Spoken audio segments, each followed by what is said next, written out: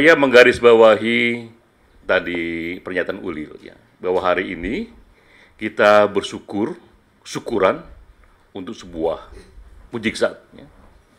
Karena setahun lalu Pak Johan bercerita kepada kita, vonis dokter mengatakan usianya tinggal 18 bulan lagi. Ya. Kalau diam-diam di luar Pak Johan kita sudah bicara itu, nanti bagaimana ini, di mana makam segala macam itu. Dan ternyata setahun kemudian, dari dokter justru menunjukkan sudah bebas dari kanker. Ya. Ini sebuah mujizat. Ya.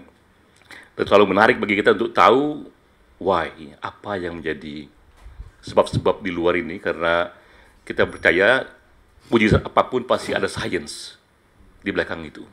Pada waktunya, ya, akan terbuka itu. Ya. Nah, saya teringat kisah Stephen Hawking. Tadi saya baca-baca lagi biografi singkatnya. Di tahun 64, ketika Stephen Hawking berusia 22 tahun, dokter mengatakan sebuah vonis, usia dia tinggal 3 tahun lagi. Tinggal 2 atau 3 tahun lagi karena penyakit yang disebut ALS itu yang tak mungkin disembuhkan. Nah, itu pengalaman yang sangat shock bagi Stephen Hawking yang sedang rising star waktu itu ya. Dan dia melihat sendiri perubahan pada fisiknya sangat signifikan. Di samping vonis dokter juga dia lihat tiba-tiba dia tak bisa jalan. Tiba-tiba tangannya melengkung dan kaku. Dan tiba-tiba dia tidak bisa bicara. Dan praktis akibatnya kemudian dia hanya bisa menggerakkan mata dan otot pipi. Hanya itu menjadi alat komunikasi dia. Jadi itu di tahun 64, 65, 66. Lalu apa yang terjadi kemudian? Kita tahu 32 tahun kemudian, ya, dia membuat buku yang salah satunya menjadi masterpiece, A Brief History of Time. Jadi kita lihat dia bukan saja tidak mati 2 tahun dan 3 tahun setelah vonis itu, tapi dia hidup dan dia membuat satu buku masterpiece. Itu buku yang tak hanya bagus buat mereka yang intelektual dan akademis, tapi juga bagi orang awam karena kerumitan kosmologi itu diceritakan secara sangat populer. Ya. Dan sekarang 50 tahun kemudian, kisah dia sendiri menjadi masterpiece, menjadi sebuah film, ya, Theory of Everything, yang menjadi salah satu nominasi film terbaik Oscar. Jadi kita lihat bahwa Pak Johan ada contoh konkret dalam sejarah. Seorang tokoh yang divonis mati, tidak saja dia tidak mati, tapi berakhir pada sebuah karya masterpiece. Nah, saya baca dalam biografi itu, bagaimana mencekamnya Stephen Hawking ketika mendengar vonis itu. Ya. Dan dia bilang, hanya kekuatan psikologis dia yang membuat dia tak hanya survive, tapi berujung pada sebuah masterpiece. Ya. Jadi itu penting itu, kekuatan psikologis yang mengatasi keterbatasan fisik. Ya. Nah, lalu saya teringat juga, ini diteorikan kemudian oleh seorang psikolog terkenal, Budi juga sering kutip itu, yaitu Viktor Frankl.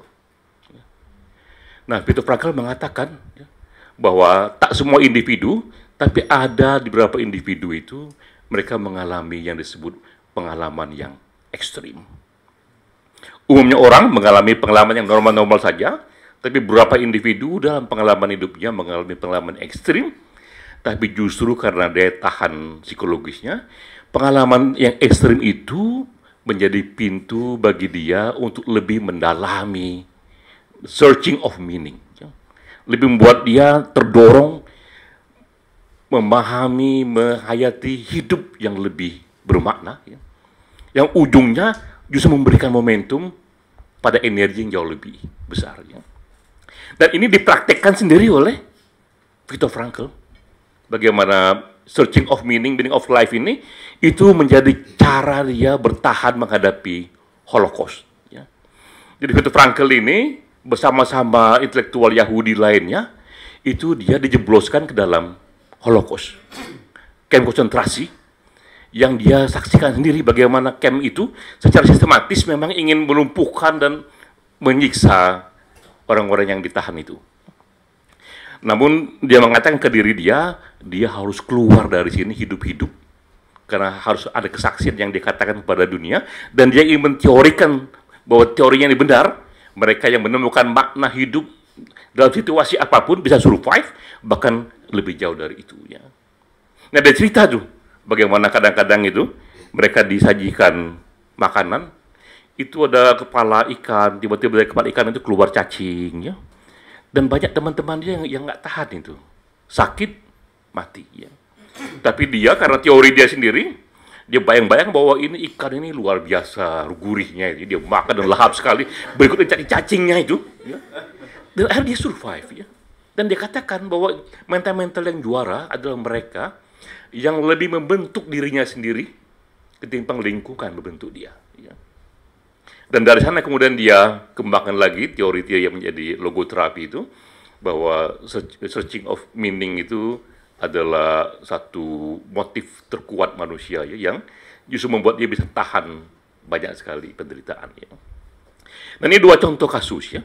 Ada Stephen Hawking yang sakitnya itu sangat ekstrim, hanya bisa bergerak dengan otot pipi. Ya. Melalui teknologi, otot pipinya itu diberikan keyboardnya. Dari otot pipi itu bergerak kanan kiri, atas bawah, jadilah itu huruf dan angka, dan kemudian bisa diterjemahkan menjadi buku. Ya. Jadi seorang yang sakit karena kebutuhan psikologisnya berujung pada masterpiece. Sementara tadi juga sakit yang lain, penderitaan dari Viktor Frankl itu, dia pun berujung pada satu karya yang sekarang dianggap sebagai satu bapak psikologi humanistik, ya, yang agak beda alirannya itu. Ya. Dulu ada Sigmund Freud, sebelum dia itu yang mengatakan bahwa perilaku manusia ini sangat ditentukan oleh masa kecil dia. Ya. Lalu ada lagi kemudian setelah itu behaviorism, manusia itu adalah kertas putih, jika lingkungannya merah dia menjadi merah. Ya.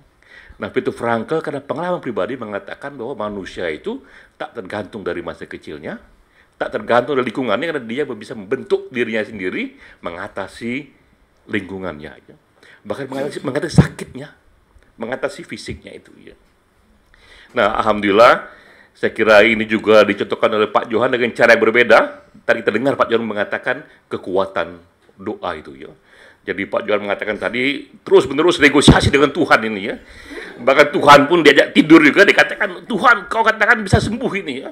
Dan kita lihat hasilnya sebuah keajaiban. Ya.